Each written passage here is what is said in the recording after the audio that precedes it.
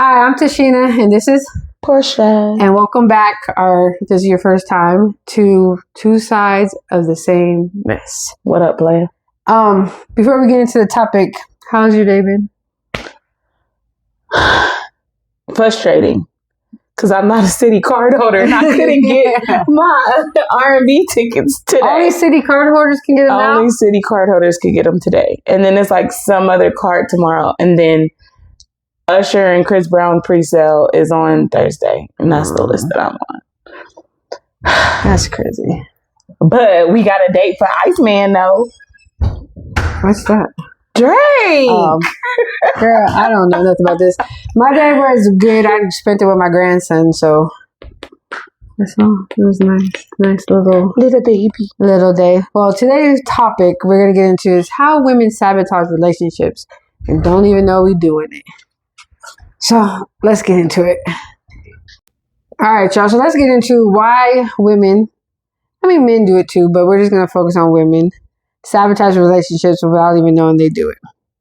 She's gonna give you her first. Overthinking and creating problems from overthinking. Because sometimes I'm good is I'm good. Yeah. It really just means I'm good.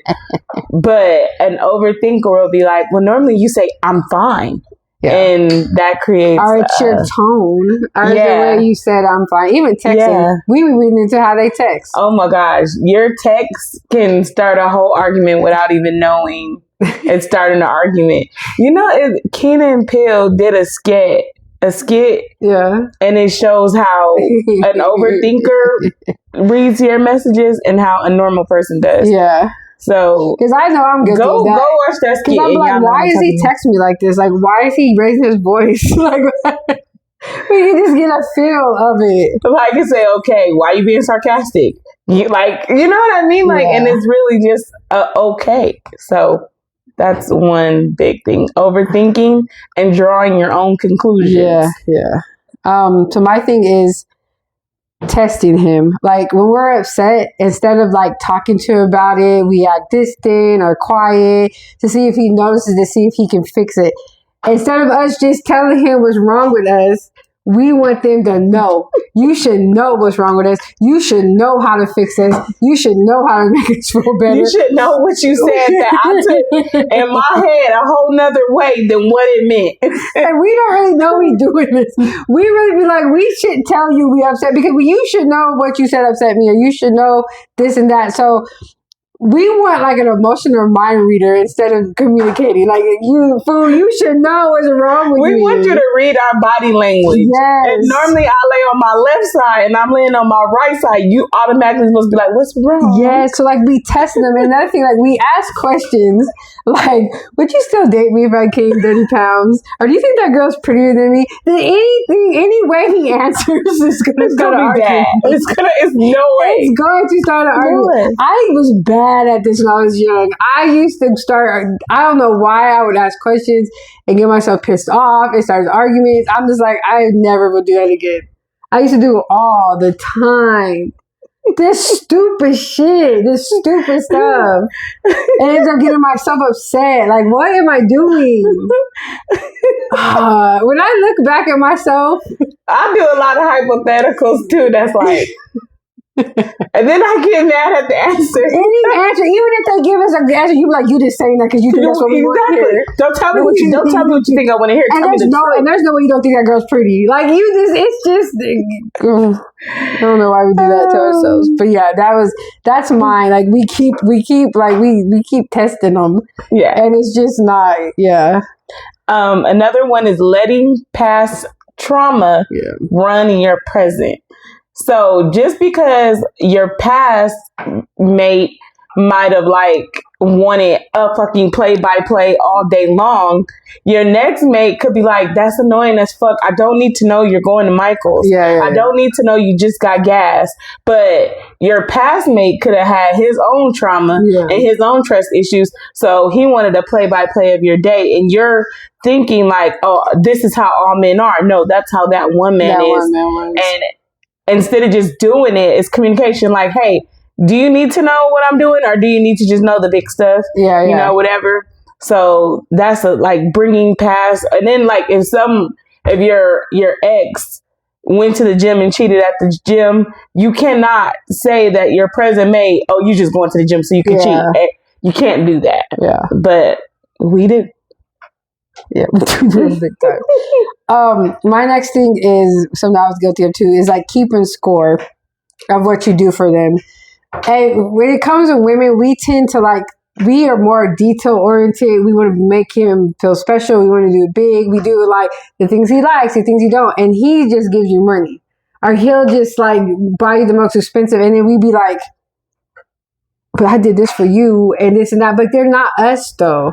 Like we can't That's my biggest thing. That's what I'm saying. And it was mine too, because they're not who we are. No. And then we start discrediting what they do for us, and then that makes them feel like, oh, you're not appreciated, because we feel like, oh, you should do what we did. And then one big thing we do too, if we say we're going to forgive somebody, we have to forgive them. We can't keep bringing up the old shit in new relationships, in new problems. Like once you said you forgave him, you have to forgive him. That should not be allowed to be brought up in future arguments about a future deeds. You bringing up old shit to try to win the fight or whatever we try to do, because I was good at that.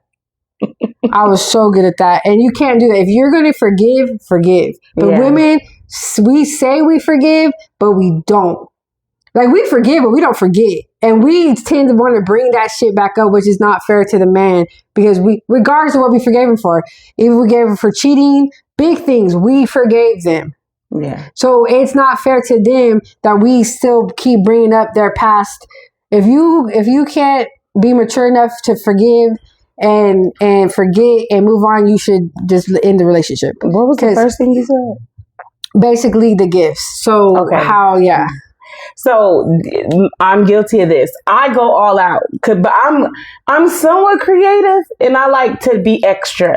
So I might like do all this shit for, a holiday or a birthday or Valentine's Day. And then it's like, oh, here's $200. And I'm like, oh, you gave me this money, but I just made this. And it's like, I need to stop thinking. And then like, Instagram shit will have you thinking your man's supposed to just do all this. Half the time, them bitches behind the scenes doing it themselves, and then saying that they man did it, because men are really not that creative like that. Some are. Now, I'm not saying that all ain't, but the typical man that's working 12, 13 hours all day, they're not about to go make you no boo basket. No. They're going to say, how much do a boo basket cost? And go get it yourself. And when they do it, it's like, I'm never unappreciative, because like I got a dope ass boo basket, but it's like I made mine in like one day, and I had everything ready to go. And then it's like when it's time for them to make theirs, I'm like, well, I'm ready. Let's do it right now. But I can't do that. I can't be like, oh, because I'm ready, let's do it. I have to give them time, because I need to remember that they work. They don't have the time, a job that I have where I get an hour lunch. I could make stuff while I'm at work while the kids is napping, but I tend to like be like, oh, well, I did it, so you can too. So you can't do that. And women tend to be more sentimental with the gifts. Yeah. Like we put their favorite thing. This is something that, their grandmother, we put sentimental stuff, and men don't too much.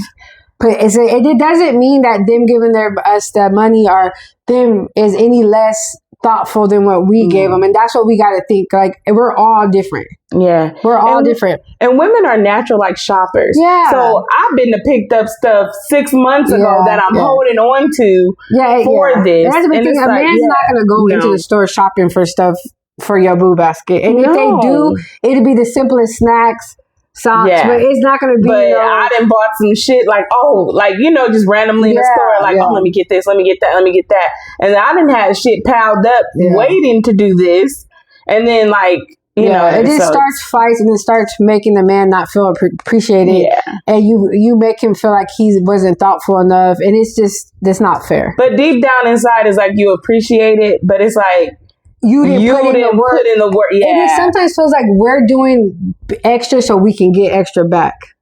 Yeah. And that sometimes I feel like that's where our incentive is, which it should never be like that. You should never give a gift to get a big gift back. Or it should never be like that. But with women, it's bragging rights. We want to be able to brag to our friends what our mate did. Because I seen on social media, it was like a Valentine, and they made him like a book bouquet. I was like, I want this food to make me a book bouquet. But I know Eric would never make me a book bouquet. Like, it was so, like, and it's true. When you brought that up, I just thought about it. It's so much thoughtful stuff, but it's true. The women be making it behind the scenes and then have the men present it to them. So it's like, okay, this is not real. Yeah. So yeah, that's a big one. That's a big one. My next one was the one you already covered.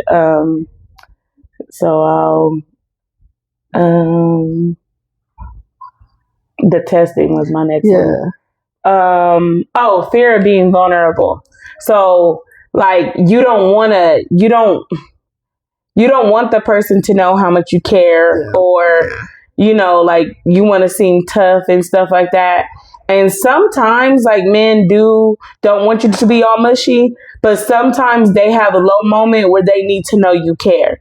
But you're like, I'm not about to be the first one to say it. I'm not about to be the first one to say it. Like, sometimes just fucking say it, and say what needs to be said. Yeah, and sometimes a lot of men need to know that you do care. You like them and you want more. Because they kind of move in a relationship based on how they feel, they feel you feel about them. Yeah. If they don't feel like you feeling them or nothing, they're not going to try to move up on, because you got to understand men are way more vulnerable than women, because men ask women out on dates. Men propose to women. Men do all that. So they gotta you gotta kind of give them a sign. It's like, this is what I want as well. So and acting too independent.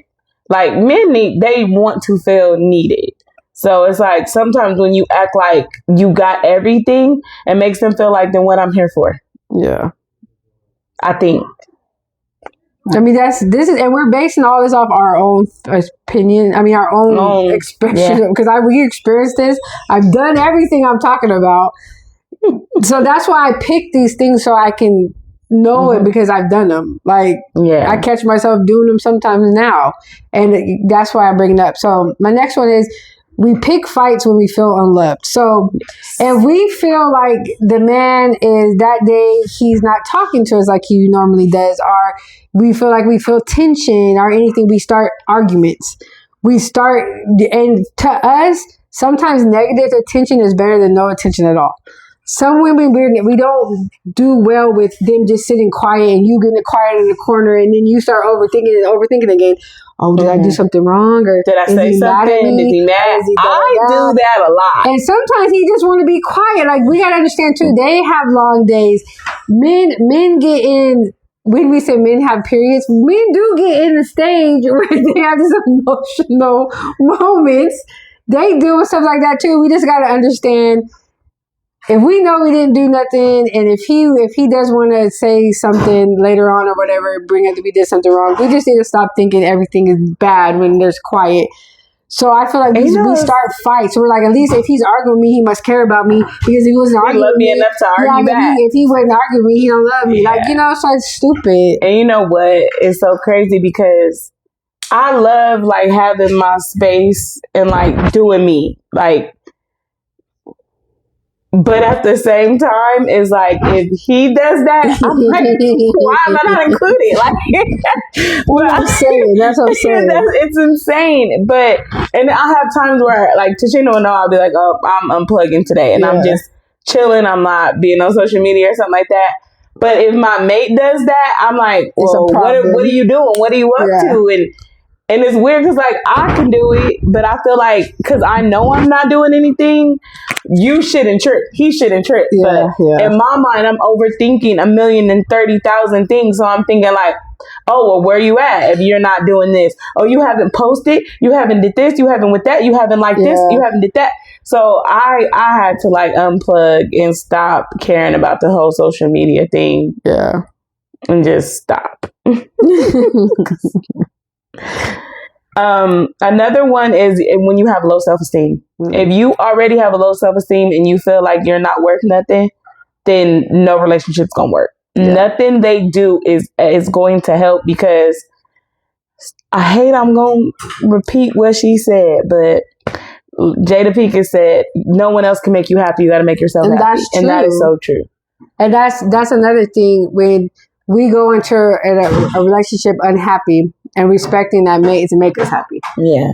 We all, our own happiness, our own everything comes from us. We're the only ones that can make ourselves happy. We're the only ones that allow people to treat us the way they treat us. We are in control of everything. But yeah, that's a good one. So my next one is and I'm really guilty of this. I was guilty a little better now, but was weaponizing our emotions, like crying to avoid accountability. Getting overly emotional and then like this to shut down the conversation, especially if I feel like the conversation is pointing and I know it's wrong. And start freaking out and I don't do that. And I start yelling and I just start getting emotional. So it deadens the conversation. It deadens it, you know. It's a learn, you know, I don't know why. It's just a learned behavior. Like, we learn that emotions get results. If we cry, we're going to get attention. And from a child, from a young age, we learn this. If we cry or we throw a fit, we going to get what we want. I don't do it to stop the conversation because I'm in the wrong. I do it to get my way. Yeah. So, like, I'm real big. I'm a cry baby. I'm a little better now, but I don't like to hear about myself. Like, I don't like to hear what I do wrong. I don't like to hear. I don't care what I do. I don't care. Like, so you can tell me all day long what I did, like what I did wrong. And I hate it because I'm like, hey, who is you to tell me? Like, my ego is real big, so I don't like for you to tell me what I think. You can't tell me what I think. That's a big thing. So I was really big with getting emotional.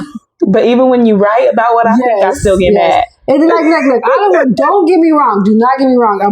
Your emotions are valid. You being crying, because I cry when I need to cry. You know, I'm not saying I always cry just to get my way. Your emotions are valid, but they can be used in a very harmful way. And for a woman, we learn how to use our tears. We learn how to use. A lot of times we use it to get out. Sometimes I can't help my tears. Yeah, me either. Don't get me wrong. If I really wholeheartedly wanted to do this and we can't do it, I'm so. That's hurt. what I want to say. Like, I was kind of so hurt. I was kind of iffy to bring this up. But when it comes to my family, though, like, I was really iffy to bring this up because I don't want men to take this and run with it and say that all women. That's not what I'm saying. There is most of our tears are valid and don't get me wrong, and our emotions are real, but we do know how to use them. Even though it's a real emotion, we don't gotta be that extra. But we do. There's times I was big at trying to not take accountability. I was real big at that. I don't take accountability. I just don't like hearing no. That's one of my flaws. Like, my flaw that I have is control. Yeah. I love to control it. And not just in my relationship. Like, when I go on vacation, I'll have a full itinerary. We're going to do this at this time, this time, this time. And when you don't fit in my schedule the way I want you to fit in my schedule, I get upset. Yeah. And I get frustrated and I wear my heart on my sleeves. So my feelings get hurt because I'm like, why don't you want to do this? Why don't you want to do that? Like, but it's like, if I go into the mindset where I'm doing this alone, I'm doing that alone, I'm doing that alone, I'm fine. But if I get in the mindset like, oh, we're going to do that together, we're going to do that together. And then when it doesn't happen, I'm like, But so just that. And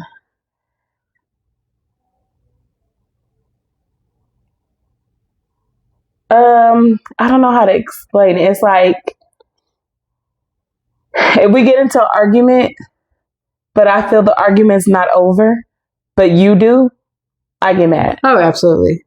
Because I got that too. Like, no, I'm not done, homeboy. No, I still got some more shit to say. Because I feel like they feel like, this is another ego thing. I'm so sorry. I'm making myself look bad, but this is another ego thing.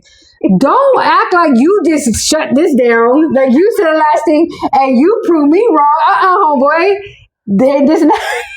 See, it's so crazy because yours is an ego thing. You want to have the last word. Mine is, I don't mean enough for you to keep talking to me about this. I'll be like, you don't really love me if you just want to end it like this. Like, mine is ego. I feel like you don't care. Like, if you end the conversation when I'm still in my emotion, you don't care about my emotion. Yeah, I get that too. And you don't love me. I get that too. You want me to. Like, I'm over here crying, losing my mind, and this fool's over here playing the video game. I said, no, we not done. Like, this ain't resolved with me.